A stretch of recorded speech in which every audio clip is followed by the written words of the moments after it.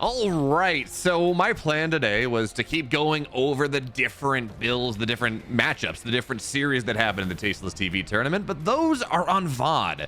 And pretty soon we're going to get a balance patch. Pretty soon, all the replays I have access to, they're going to go away. And Denver reached out to me this morning. He said, hey, Beo, you want to cast a good game of Stormgate? I just played this awesome game. It's between MSRM, who is the number 6 Vanguard, or number 6 Infernal player, number 15 overall on ladder. Denver, he was the number 1 by far Vanguard player last season, or last patch. Now he's number 2, but, you know, close enough. And I played this game. It's awesome. I just played it on stream. You should go cast it. It's fantastic. So that's what we're going to take a look at. That's what we're going to try to figure out here. Did Denver lie to me? Or is this game truly as awesome as he says it is? So, of course, most importantly, as we get into this game one, bottom left in the blue, he's MSRM. Upper right in the red, the Vanguard player. He's Denver. We've been over this. Also, Denver, not using any pets, and we do have the Rizzy Kitty available. Look at that. It meowed for us. Oh. I have moved down to Texas, and now I have access. The place I used to live, the apartment I used to live in, had a no pet policy, but my partner's place in Texas, in fact, has multiple pets. So she has multiple cats. It's fantastic. I just had one on my lap. I shoot her off just so she didn't try to hit the keyboard and ruin the recording, because she has been known to do that in the brief time that I've been here. But anyways, they are very cute. Show up on my stream and maybe you'll get lucky enough to see some of them as they hang out. But for now, what do we got here? Scout just hanging around. MSRM looking for the C or the speed creeps pretty quickly. I don't know why we don't have, I guess it's just a replay bug. We don't have HP bars. I'm sorry about that. But for right now, Hexen's doing just fine. This creep has gone to the wrong side of things, and that means it's going to die much slower. You can bait the charge out, and there we go. On to the other side.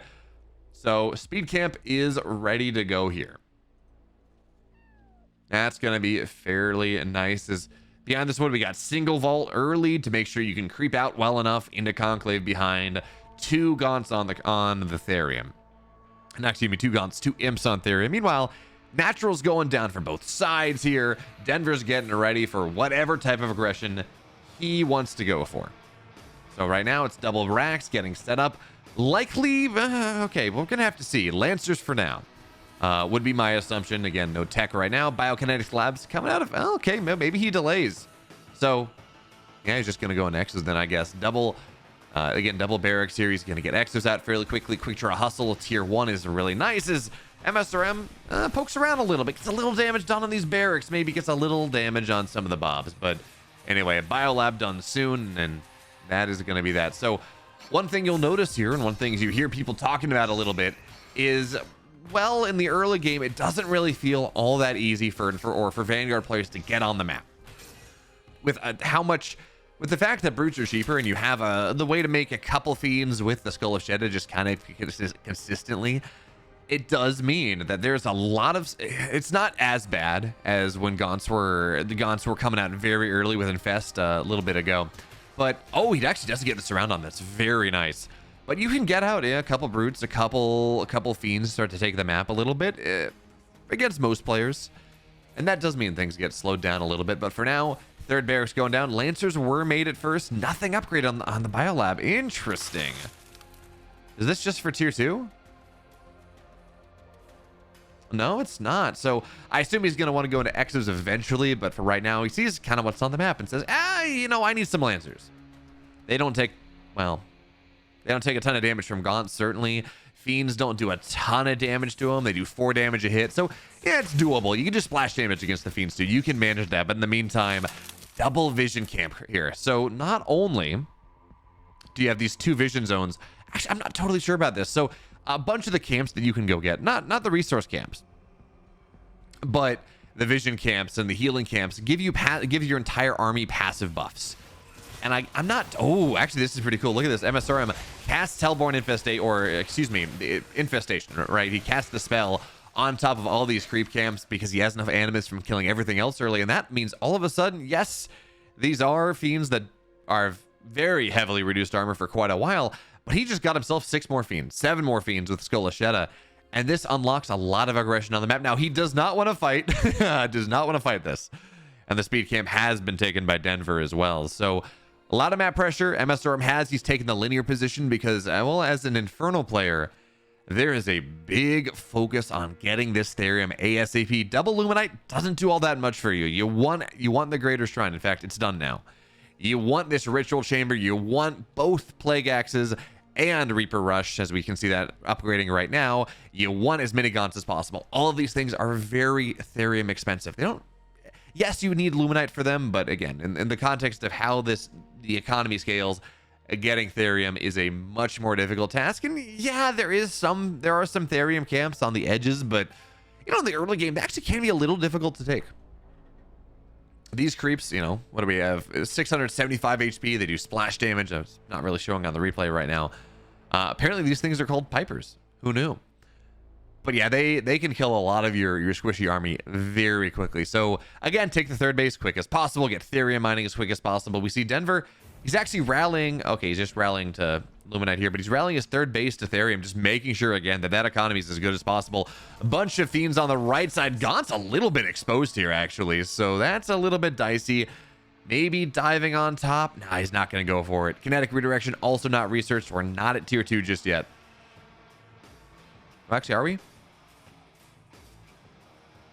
We are not. Yeah, Vanguard player still at tier 1. Denver just getting a big army out right now so we can go take the middle of the map.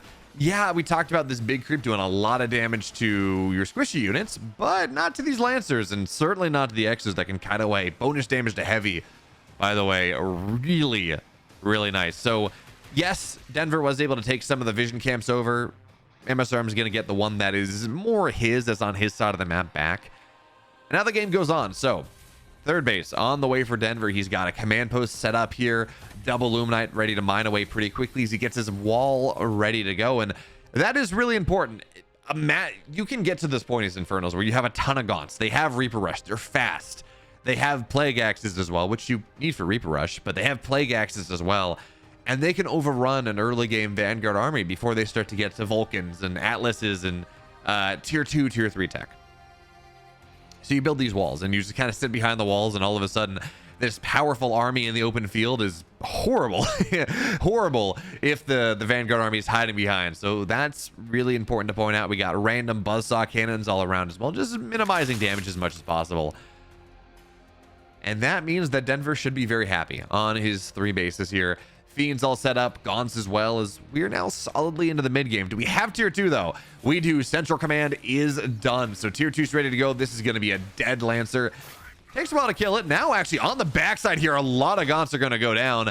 Tries to dive on top. Left side is going to be very nice. Hustle is toggled, so that means these X's are just going to fight for forever. Now you got to be careful here, because here come the Imps as well. They can explode. They do damage. Their Baneling's a little bit more expensive, of course, because you are actively sacrificing your economy to make that happen. But you just have to kite and kite and kite away, maybe to the buzzsaw turret. That's going to give enough splash damage. And Denver's doing a fantastic job of just kiting this away over and over again. Now here we go. Here come the Fiend, or the Imps. But hey, it's fine. The splits are good. A lot of the Lancers are going to go down, but these Exos can kite for infinity. And they're starting to level up as well. Level 1, level 2, level 3 on these Exos. And the Gaunts should be able to run away because they're fast boys. But that was not really the fight that MSRM was looking for. Those Imps, as they exploded, he had to build a ton more. And it might be tempting to say, well, it's 25-25 to explode. Ooh, this is a little bit dicier. Yeah, these Exos have to kite away. Gaunt's trying to get on top of them. But let's see. No healers here. Yeah, no med tech. So actually, this is dicier. The Gaunts are going to get way on top. And Exos, while they're powerful, are not nearly as tanky as the Lancers are. So all the Exos go down. That was not a fight that you won. And well, they got Plague Axes too, so more Fiends are getting added in. Now this Buzzsaw turret, that's going to look to hold the line, and it has a ton of splash damage. Lancers holding strong here as well. MSRM trying to get as much damage as possible. Now the turret's dead. Lancer's still here, only level 1, but leveling up fairly nicely. More Exos getting added in. And this army, this fight wasn't great for Denver. It really wasn't. But he can kite back to the second turret here. Exo's starting to level up as well. And yeah, the Exo dies, but all of these Gaunts fall as well. And that is not the cheapest trade. So MSRM almost breaks Denver down. Denver's still on Central Command. No No ideas about high command right now. Don't know whether he has any upgrades out of the scrapyard either. But for right now, we're just seeing more production on the way. He's staying on bio. No Vulcans, no Atlases just yet. Does have a hangar going, so maybe thinking about drops, maybe like a single Hornet to ward away Harbinger defense or Harbinger aggression if that's somewhere that MSRM decides to go to. But again, he is on functionally 4 bases. 2 base Therium, but 4 base Luminite. He's mining very nicely off that. There we go. Medtech's hitting the field. So this army that, well, the Denvers had that was not incredibly tanky. Yeah, 5, 6, 7, go up to 10 Medtechs. This army becomes much more powerful, and you can start to get their upgrades as well. They can remove the infest that's on top of them, which is just a really nice thing. So for now, getting on top, some of these Gaunts, they don't have a lot of armor. They take a lot more damage than they would have previously done. So for now, that means that this position... What just killed these trees? Can Medtechs kill trees? Is there something is that a mechanic I'm not aware of? I don't know. Something just killed the trees, and I don't see any workers in this army. I don't see any Vulcans. I'm a little bit confused, but so it goes. So health cam taken. Now all these units have we can't see it on here, but all these units do have a little bit of passive regen. And well, the Luminite camp is going to get taken down as well. So Denver now, he's much happier in his position. He's able to be much more active on the map, taking his 4th base.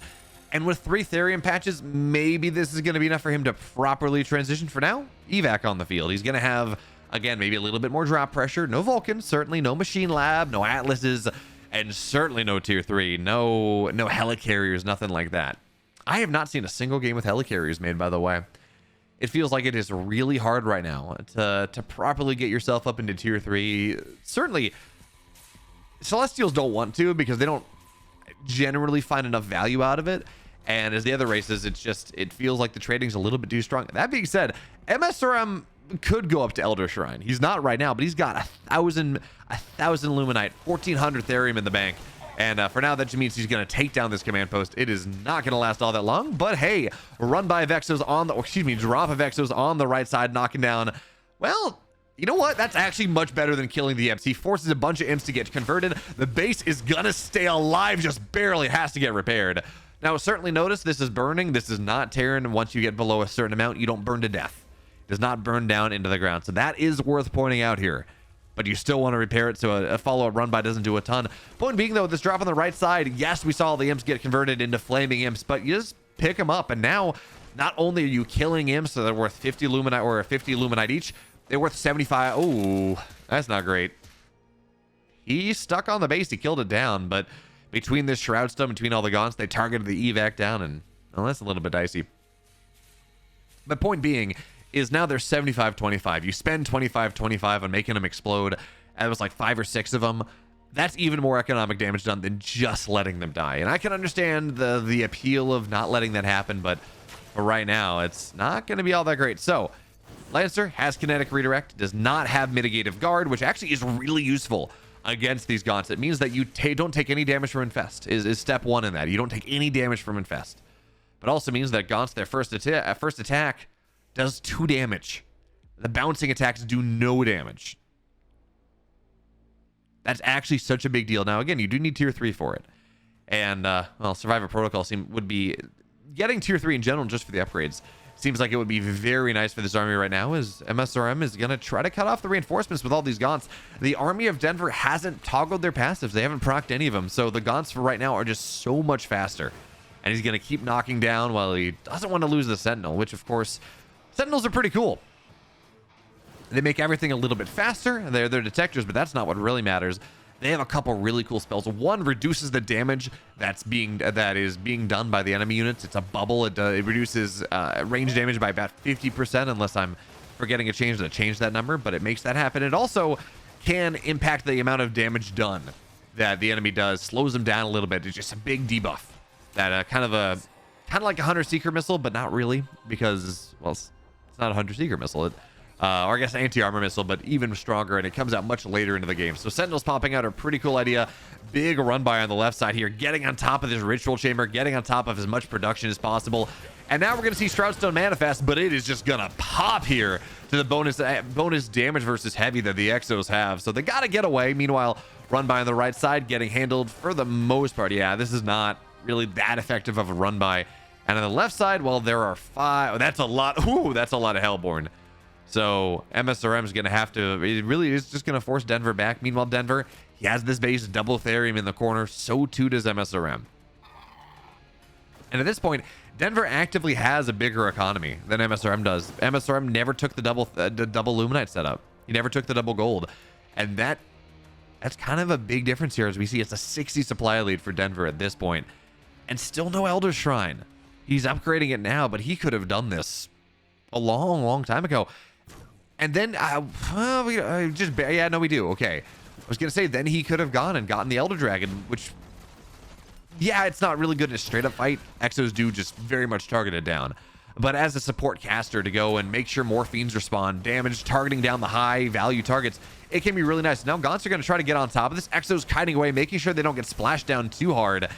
And these Medtechs are actually fairly tanky. 200 HP are going to sit at the front, soak some of these shots, and going to back up for now. Some production. Magmadons get popped out here, and yeah, they're going to stun a little bit with the War Stomp, or a Thunder of Tremor, I guess is the better term. These are heavy units. They get gunned down. Actually, I guess a lot of the Exos are not really there anymore. I was going to say, well, they get targeted down very quickly, and they do. We're seeing that happen. They're just dying so fast, but they still get something done. Meanwhile, big run by on the left side. Sentinels enabling a lot of this run by potential, again, just because of the haste spot dispersal aura on top of the spells that they can cast. So Magmadons are going to get popped out. They're going to walk on forward, but they're going to get shut down, so they can't even fight. There we go. Cannot even fight here, as they're, well, yeah, there we go. Stasis drone is what it's called. So that means this Elder Shrine that has been here, that maybe a dragon might be enabled. Yeah, it's going to go down. This Magmadon is shut down for forever. Doesn't have a lot of HP remaining. Now we're going to see these Magmadon, or yeah, excuse me, the Hellborn get taken down as well. Meanwhile, right side, another big, this is just army rallying from across, and all of a sudden Denver, being on the back foot for quite a while in this game, has found his opening, found his opportunity. He wins this game. Really fantastic game. Turns it on the late game, finds everything he can possibly find. Multi-pronged aggression, and he is going to take this game over the number 6 Infernal player on the ladder. And of course, if you like this, you want more Stormgate, make sure to sub to this channel. Check me out on Twitch, because there is 5 days a week on the YouTube channel, Twitch as much as I can do, and a big $2,000 tournament coming at the end of the month. It's all coming very soon. See y'all then.